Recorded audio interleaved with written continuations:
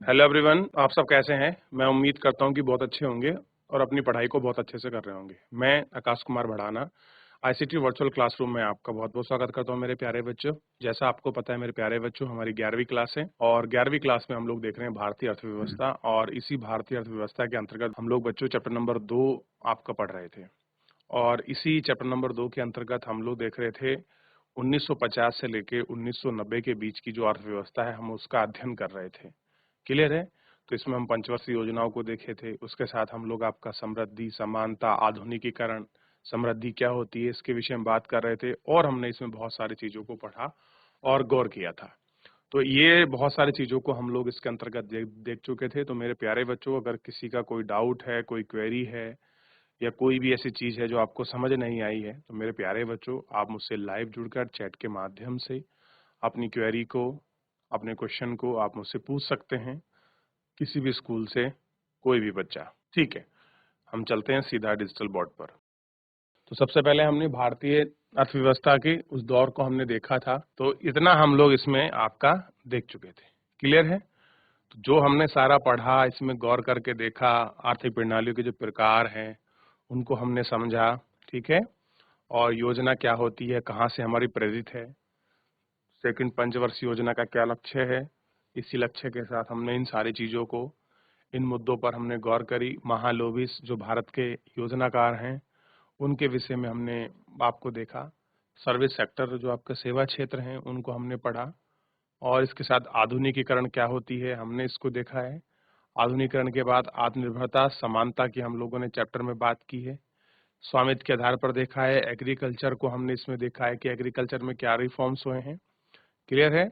और इसी के साथ हम लोगों ने इसमें सहायिका यानी कि आपके सब्सिडी क्या होती है, हरित क्रांति कैसे है, विपणन क्या है, अधिशेष कैसे बचता है, कैसे 1960 के दशक में हरित क्रांति का जन्म हुआ, ठीक।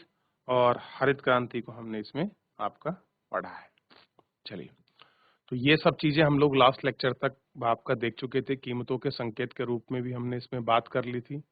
थोड़ा सा आज हम लोग उद्योग और ट्रेड पर भी हम लोग काफी इसमें आपकी चर्चा कर चुके थे कि हमारा उद्योग ट्रेड क्या रहा था, ठीक। तो एक तो इसमें अभी एक जो है बॉक्स बचा हुआ है, उसको देखना है और कुछ चैप्टर जो रिमेनिंग है आज उसको हम समाप्त करने की कोशिश करेंगे।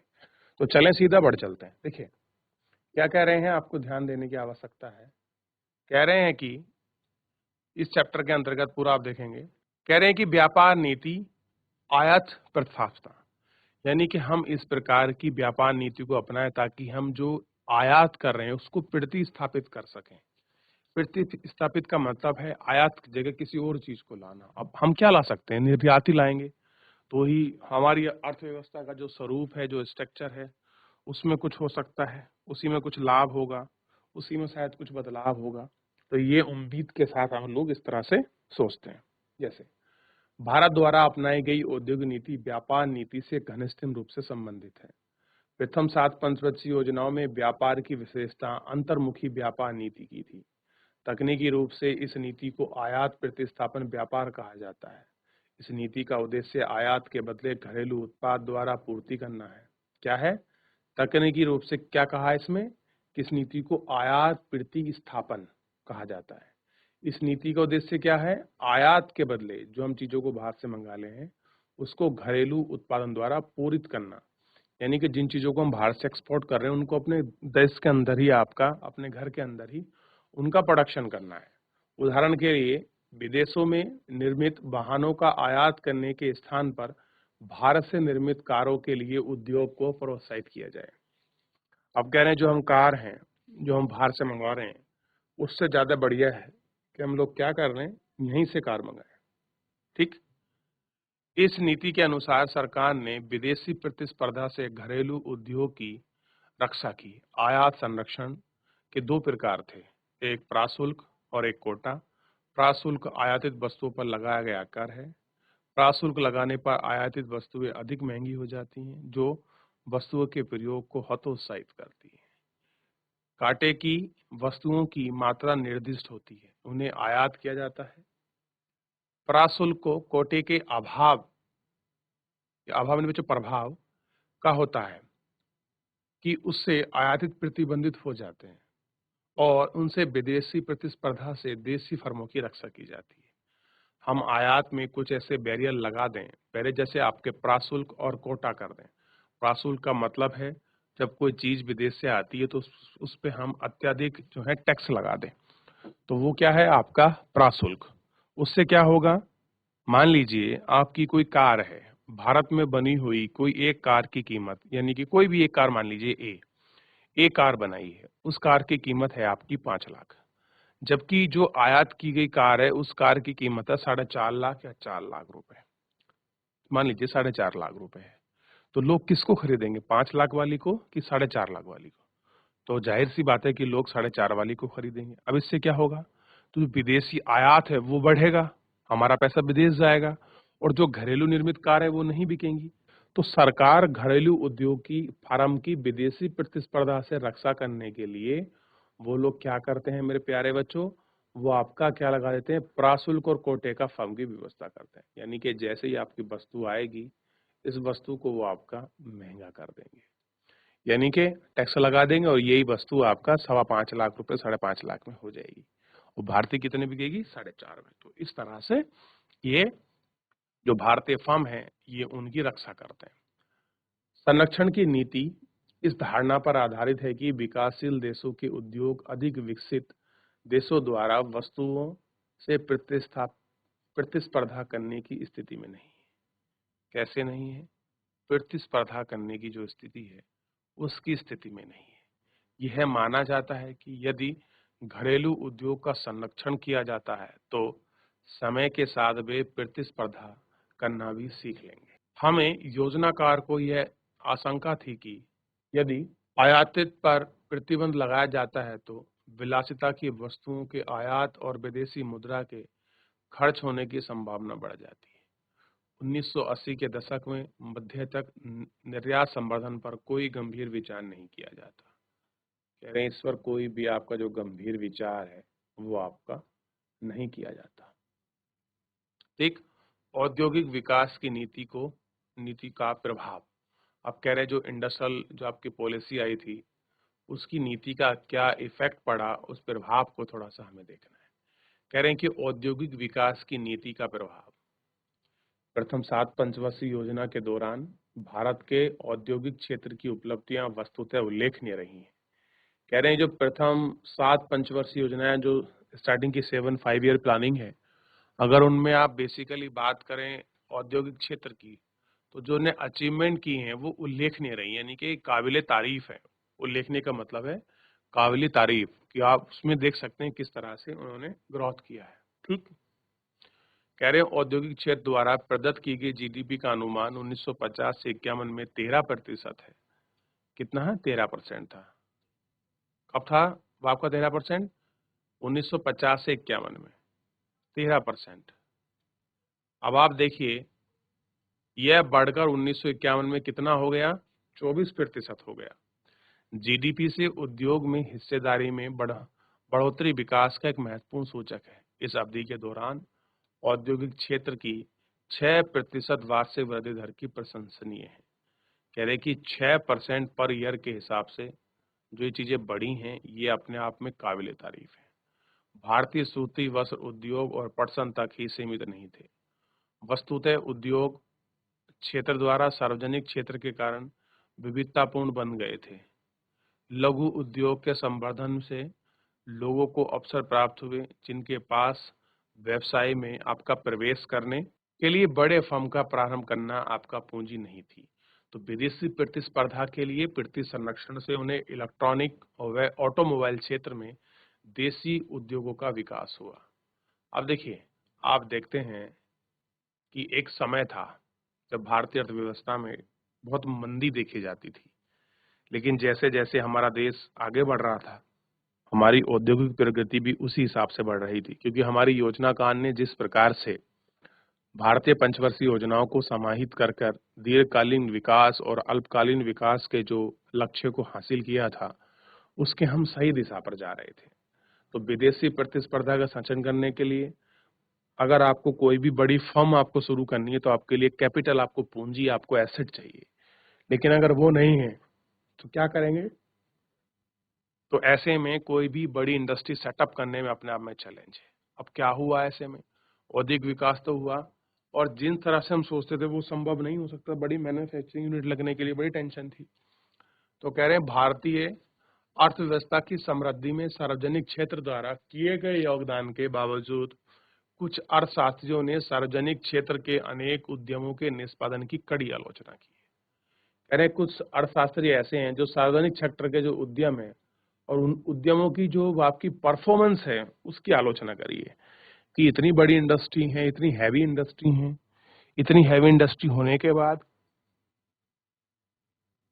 और गवर्नमेंट सेक्टर होने के बाद ये कैसे हो गया। इस अध्याय के प्रारंभ में यह प्रस्तावित किया गया कि शुरू में सार्वजनिक क्षेत्र की आवश्यकता थी।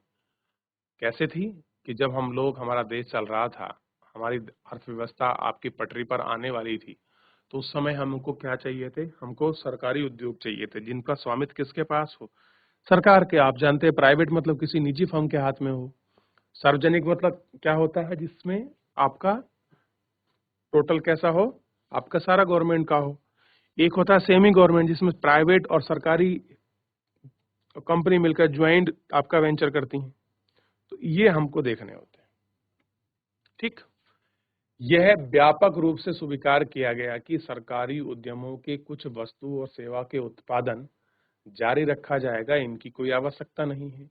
दूरसंचार सेवा का प्रावधान किया जाना दूसरा उदाहरण था। इस उद्योग को सार्वजनिक उद्योग के आरक्षण में प्रदान किया गया जब देखा गया कि निजी क्षेत्र के फर्म की उपलब्ध कराते हैं। तो 1990 के दशक के अंत में प्रतिस्पर्धा ना तो होने के कारण व्यक्ति को टेलीफोन कलेक्शन की लंबी लाइन में प्रतीक्षा करनी पड़ी। इसका दूसरा उदाहरण मॉडर्न ब्रेड की स्थापना, जो विनिर्माण के लिए एक कंपनी थी। जैसे निजी क्षेत्र ब्रेड का निर्माण नहीं कर सकती थी, उसीलिए 2001 में यह फर्म निजी क्षेत्र में बेच दी गई। मुख्य बात यह थी कि भारतीय अर्थव्यवस्था में योजना विकास के लिए 4 दशक के बाद भी इनका कोई सार्वजनिक अंदर नहीं रहा। केवल सार्वजनिक क्षेत्र क्या कर सकते हैं और निजी क्षेत्र क्या कर सकते हैं। उदाहरण के लिए आज केवल सार्वजनिक क्षेत्र ही राष्ट्रीय सुरक्षा प्रदान करता है। कह रहे अगर आप बात करो कि केवल प्राइवेट सेक्टर ही ऐसा है जो सार्वजनिक सुरक्षा प्रदान करता है। यद्यपि सार्वजनिक क्षेत्र होटल का व्यवसाय कर सकता है, तो यद्यपि सरकार होटल चलाती, तो इस आधार पर कुछ विद्वानों का तर्क यह है कि राज्य को उनके कार्य क्षेत्र से हटा देना चाहिए, उनमें निजी क्षेत्र के कार्य कर सकते हैं। सरकार ऐसी महत्वपूर्ण सेवा पर संसाधन पर केंद्रित है जिन्हें निजी क्षेत्र द्वारा उपलब्ध करा सकते हैं। कैसे करा सकते हैं? आपका प्राइवेट सेक्टर द्वारा हम उनको मैनेज करा सकते हैं। अनेक सार्वजनिक क्षेत्र की फर्मों ने भारी नुकसान उठाया है, लेकिन उन्हें काम जारी रखा गया क्योंकि सरकारी उपक्रम बंद किए जाना कठिन था। भले ही इसके कारण राष्ट्र के सीमित संसाधनों का निकासी होता रहा। इसका अर्थ यह नहीं है कि निजी फर्मों को सदैव लाभ होता रहा हो। वास्तव में कुछ सार्वजनिक क्षेत्र के फर्म मूलतः निजी फर्म थी जो हानि के कारण बंद होने लगी थी। कह रहे जो आपका लॉस है उस लॉस के कारण आपका बंद होने लगी थी। उनके बाद कामगारों की नौकरियों के संरक्षण के लिए उनका राष्ट्रीयकरण कर दिया गया कि लोगों को नौकरी में संरक्षण मिले।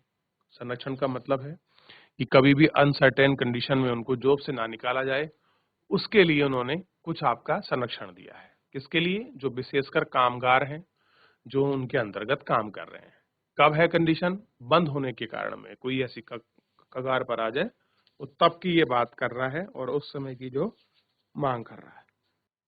बहरहाल नुकसान उठाने वाली निजी फर्म अपने आप रखने के लिए संसाधनों पर अपव्यय नहीं होने देगी। कह रही जो फर्म आपका नुकसान उठा रही है वो निजी फर्म अपने आप को बनाए रखने के लिए संसाधनों का अपव्यय नहीं होने देगी, यानी कि उनका गलत तरीके से प्रयोग जो है नहीं होने देगी। तो ये किस पर संबंधित था? आपको पता होना चाहिए, एक फर्म की चीजों को लेकर संबंधित था। तो देखिए हमारी जो है जो आयात प्रतिस्थापन है उसका संबंधित क्या है, क्लियर है? और हम लोग किस तरह की ट्रेड नीति चाहते हैं, तो हमको किससे शिफ्ट करना है इनको, तो आपको पता होना चाहिए। हमारी शिफ्टिंग क्या है? आय प्रतिस्थापन बेसिकली घरेलू जो चीज है उसके माध्यम से हमको इनको प्रतिस्थापित करना है और उनको देखना है। अब देखिए, ये है कृषि सेक्टर। तो एक समय था 1950 से 1951 में 59% कृषि का योगदान था, जबकि 1990-91 में कितना रहा? 34% जीडीपी में। सर्विस सेक्टर का कितना था? 13%। अब कितना है? 24। सॉरी, उद्योग का। सर्विस सेक्टर पहले कितना था? 28। आज कितना है? 40। तो सबसे बड़ा अगर आपसे पूछा जाए जीडीपी में, यानी कि सकल घरेलू उत्पाद में, प्राथमिक, द्वितीय और तृतीयक क्षेत्र में किसका सबसे बड़ा योगदान है? तो आप कहेंगे जो सर्विस सेक्टर है, जो आपका तृतीयक क्षेत्र है, इसका सबसे बड़ा योगदान हमारा इसमें रहा है। कह रहे हैं कि किसी उद्योग को शुरू करने के लिए आवश्यक लाइसेंस का कुछ औद्योगिक घराना दुरुपयोग करते थे। जब लाइसेंस सिस्टम आया, क्लियर है, तो इस लाइसेंस सिस्टम आने के बाद 1956 की जो औद्योगिक नीति पॉलिसी आई थी, तो इसमें क्या किया गया, कुछ लोगों ने क्या कर लिया, औद्योगिक आपके घराने बन गए, जैसे टाटा, बिरला, आप ऐसे मान सकते हैं। तो इन लोगों ने क्या किया, इस लाइसेंस का आपका दुरुपयोग किया, यानी कि दुरुपयोग का मतलब मिसयूज। बड़े उद्योगपति नई फर्मों को शुरू करने के लिए नहीं, बल्कि प्रतिस्पर्धा को रोकने के लिए लाइसेंस प्राप्त करने लगे। परमिट लाइसेंस राज के अत्यधिक निगमन के कारण कुछ फर्में कार्यकुशल नहीं बन पाई। उद्योगपति अपने उत्पादन के विषय में विचार करने की अपेक्षा लाइसेंस प्राप्त करने की कोशिश करते और संबंधित मंत्रालयों में लॉबी बनाने में समय व्यतीत करते। यानी कि जिन लोगों को अपने प्रोडक्शन पर ध्यान देना चाहिए, वो कहाँ ध्यान देने लगे हैं? लॉबी बनाने पर, कि हमको किस तरह से इसका आपका क्या मिल जाए, हमको सर्टिफिकेट मिल जाए या आपका लाइसेंस मिल जाए। इस तरह में उद्योगपति आपका लग गए। विदेशी प्रतिस्पर्धा से संरक्षण की आलोचना में भी इस प्रकार आधार की जाती है कि उसे स्थिति के बाद भी जारी रखा। जब यह सिद्ध हो चुका है कि इससे लाभ के स्थान पर नुकसान अधिक है, तो आयात पर प्रतिबंध के कारण भारतीय उपभोक्ताओं को उन वस्तुओं को खरीदना पड़ा जिनका उत्पादन भारतीय उत्पादक करते थे। अब जब आपकी कोई चीज विदेश से आएगी ही नहीं, यानी कि जब किसी का आयात ही नहीं होगा, आपने वहां उनको प्रतिबंधित कर दिया। अब लोगों को जरूरत है, उपभोक्ता को जरूरत है, तो क्या करेगा? जो वस्तुएं भारत में बनी हैं, जो भारत के उत्पादकता है, जो भारत आपका प्रोड्यूस कर रहे हैं, यहाँ के लोग जो बना रहे हैं, आपको उनको एक्सेप्ट करना पड़ेगा। उत्पादक इस बात से अवगत थे। अवगत का मतलब है वो लोग जानते थे कि उनके पास एक आबद्ध बाजार है। आबद्ध मतलब एक बहुत बड़ा मार्केट उनके पास है। अतः उन्हें अपनी वस्तु की गुणवत्ता सुधारने हेतु कई प्रेरणा नहीं थी, कोई प्रेरणा नहीं थी। यानी कि जिस तरह से जो उनके क्वालिटी में जो आपका प्रॉब्लम था, उनकी गुड्स में, उनको उसमें क्या करना चाहिए था? चेंजेस लाने की सोचनी चाहिए थी। लेकिन वो सोच ही नहीं रहे थे, क्योंकि विदेश से माल आ नहीं रहा है, तो हंड फिर के लोग को कोई खरीदने की मजबूरी है। तो वे घटिया वस्तुओं को ऊंचे दाम पर बेच सकते थे। कैसे कर सकते थे? कि जो लो क्वालिटी की आपकी वस्तुएं हैं, उनको हाई प्राइस पर और गुड क्वालिटी के ठप्पा लगाकर, मोहर लगाकर वो लोग बेच रहे थे। और यही कारण है कि भारत के आज तक औद्योगिक जो सेक्टर है, उसने आपका डेवलपमेंट नहीं किया। तब वे उनकी गुणवत्ता में सुधार करने की सोचते थे। आयातों की प्रतिस्पर्धा ने हमारे उत्पादकों को और अधिक दक्ष बनाने में बाध्य है। कुछ अर्थशास्त्री का भी मत है कि सार्वजनिक क्षेत्र का प्रयोजन लाभ कमाना नहीं, बल्कि राष्ट्र के कल्याण को बढ़ावा देना है। इस दृष्टि से सार्वजनिक क्षेत्र की कमी का मूल्यांकन किया जनता कल्याण के आधार पर किया जाना है। उनका मूल्यांकन उनके द्वारा किए गए लाभों के आधार पर नहीं किया जाना चाहिए। संरक्षण के संबंध में कुछ अर्थशास्त्रियों का यह मत है कि हमें विदेशी प्रतिस्पर्धा से उत्पादनों का संरक्षण तब तक करना चाहिए जब तक धनी राष्ट्र ऐसा करते हैं। क्या करते हैं? धनी राष्ट्र। किसका? विदेशी प्रतिस्पर्धा से संरक्षण। आप अगर संरक्षण करते भी हैं, तो यहाँ के व्यापारी अपनी चीजों में सुधार थोड़ी ला रहे थे। भारत में वो लोग क्या कर रहे थे? अपनी लो क्वालिटी, बैड प्रोडक्ट को क्या कर रहे थे? हाई दाम पर आपका लोगों को बेच रहे थे। तो ऐसे में तो आपका प्रॉब्लम होनी और ये सारी चीजें होनी, आपका बड़ा ही स्वाभाविक तौर से आपका होता जा रहा था। तो ऐसे में इन सबको देखने की आवश्यकता है। देख लिए थे ना? चलिए आगे बढ़े। अब कह रहे हैं कि अन्य समस्याओं सहित इस समस्या के कारण 1900 सरकार में अपनाई गई नीति है, यानी कि सरकार ने जो आपकी नीति अपनाई थी, जो पॉलिसी अपनाई थी 1991 में, उसको हमको देखना है। तो अब हम इसके इस चैप्टर के बाद एलपीजी को पढ़ेंगे, प्राइवेटाइजेशन, लिबरलाइजेशन और ग्लोबलाइजेशन। तो आप एलपीजी गैस ना समझिए बस, ठीक। चलिए, प्रथम अब हम इसके कंक्लूजन पर पहुंचते हैं, निष्कर्ष पर, कि पूरे चैप्टर से पढ़कर हमको क्या निष्कर्ष मिलता है। देखिए, कह रहे हैं कि जो प्रथम 7 पंचवर्षीय योजना के दौरान अर्थव्यवस्था में प्रगति उल्लेखनीय रही है, यानी कि जो प्रथम हमारी 7 पंचवर्षीय योजना है, उन्होंने अच्छा परफॉर्मेंस किया है। हमारे उद्योग सदन प्राप्ति के समय में स्थिति की तुलना में विविधतापूर्ण हो गए, यानी कि उससे पहले क्या कंडीशन थी, आज हम विविधतापूर्ण का मतलब है, आज कोई साइकिल बना रहा है, आज कोई हवाई जहाज बना रहा है, कोई मोटर कार बना रहा है, कोई आयरन सीट बना रहा है, यानी कि अलग अलग प्रकार के हमारे पास प्रोडक्शन की फैक्ट्रियां हैं, हैवी फैक्ट्रियां।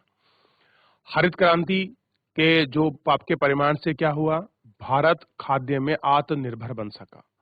भारत क्या बन सका, खाद्यान्न में आत्मनिर्भर। भूमि सुधार का परिमाण यह हुआ कि घृणित मजदूरी आपका प्रथा का उन्मूलन हो गया, यानी कि जमींदारी जो व्यवस्था थी वो समाप्त हो गई। औद्योगिक क्षेत्र में अनेक अर्थशास्त्री सार्वजनिक क्षेत्र के उद्यम के निष्पादन से असंतुष्ट थे। कुछ लोगों का कहना है कि कुछ अर्थशास्त्री ऐसे हैं जो ये क्या कह रहे हैं, गवर्नमेंट सेक्टर का जो आपकी परफॉर्मिंग है वो इतनी अच्छी नहीं है। अतिशय सरकार निगमन के कारण उद्यम वृत्ति को अवरुद्ध हो गई। आत्मनिर्भरता के नाम पर भारतीय उत्पादकों को संरक्षण और विदेशी प्रतिस्पर्धा से किया गया, कि हम लोगों ने भारतीय उत्पाद बढ़े, इसके लिए हमने क्या किया, उनके द्वारा उत्पादित वस्तुओं के गुणवत्ता में सुधार की प्रेरणा नहीं थी। भारतीय नीतियां अनुमुख थी, उन्हें सशक्त क्षेत्र करने के विफल थे। बदले में एक वैश्विक अर्थव्यवस्था परिदृश्य के प्रसंग में सर्वत्र महसूस किया गया। आर्थिक नीति में सुधार करने के लिए आवश्यकता थी।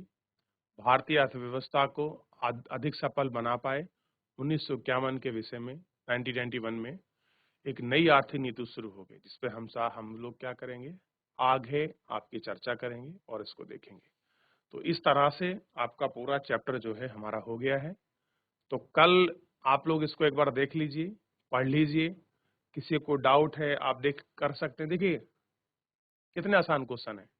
योजना को परिभाषित कीजिए, भारत में योजना को क्यों चुना गया, योजना को लक्ष्य क्या होना चाहिए, उच्च पैदावार वाली बीज किस्म क्या होते हैं, विक्रय अधिशेष क्या होता है, कि विक्रय के करने के बाद जो हमारे पास पैसा बच जाता है हम उसको विक्रय अधिशेष।